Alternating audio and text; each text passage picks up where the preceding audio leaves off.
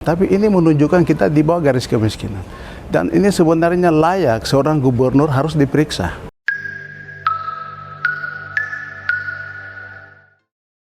Menurut saya sebagai tokoh adat, saya pikir sebelum jadi gubernur, tahu konsekuensinya. Artinya ini bukan hal yang baru. Di mana-mana melakukan pekerjaan pemerintah, kalau memang penyalahgunaan kewenangan negara, pasti diperiksa juga. Kalau memang Pak NMB sebagai gubernur, dia menerima jabatan sebagai gubernur, apapun resiko dia harus terima juga, harus jiwa besar. Kalau itu memang harus indikasi untuk kalau memang penyalahgunaan kewenangan negara atau pengguna anggaran yang tidak benar, itu harus diperiksa. Kenapa kita terima bahwa saya gubernur, tapi hal-hal yang diperiksa itu tidak boleh. Itu satu paket. Kalau kita jadi gubernur, kita jadi pejabat, apapun konsekuensinya kita harus terima. Kalau hari ini, kalau Pak NMB diindikasikan hal seperti itu, ya kami prihatin. Artinya dana begitu besar dikemanakan. Karena buktinya rakyat masih mengeluh, masih menangis, masih dalam kekurangan. Kalau khususnya kita di Provinsi Papua, dari 7 wilayah adat, ya hari ini mungkin sementara di proses ada yang jadi pemekaran daerah otonomi baru. Mereka punya potensi, mereka punya masalah, itu beda-beda. Kalau kita menjadi seorang gubernur untuk Provinsi Papua, kita paham.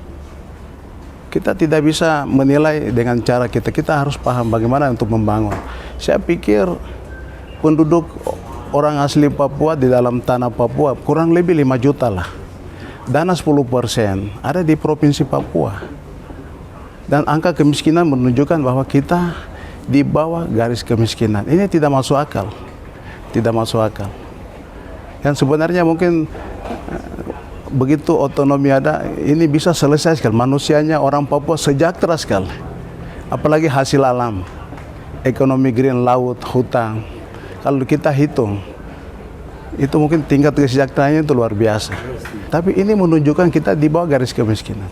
Dan ini sebenarnya layak seorang gubernur harus diperiksa. Kurang lebih penduduk asli orang Papua 5 juta. Ini dana 10% ada di Papua. Sebenarnya mampu sekali dia bisa ciptakan untuk kesejahteraan. Tapi pernah saya dengar dibilang kemiskinan absolut. Ini tidak masuk akal. Kalau kita menjadi seorang pemimpin harus punya visi yang jelas untuk membangun Papua ini seperti apa. Selama 20 tahun kenapa kita bilang gagal? Karena kita belum menyentuh kepada rakyat. Jadi kita harus menjadi selama waktu ini itu perlu pendampingan.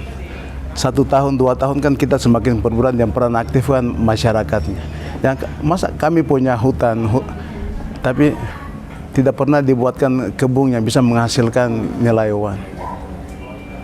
Kalau ya mungkin hari ini Indonesia hari ini dipikir nilai beras seperti apa. Kenapa potensi Papua itu seperti hutan kayu merbau. Nilainya itu dampaknya untuk masyarakat yang punya hutan kayu merbau itu seperti apa. Orang-orang yang di danau mereka menghasilkan apa untuk supaya kita tidak selamanya harus ditanggung oleh negara. Saya pikir salah satu kebijakan yang pemerintah pusat sudah mulai lakukan tentang daerah otonomi baru. Kalau mungkin kita karena satu daerah, akhirnya kita fokusnya ke satu gubernur. Kalau masing-masing wilayah dibagi sesuai dengan potensi, ya sudah. Mereka lebih kerucut lagi untuk menyelesaikan persoalan-persoalan itu. Terus hal yang berikut, perlu pendampingan lah untuk pemerintah pusat ke daerah.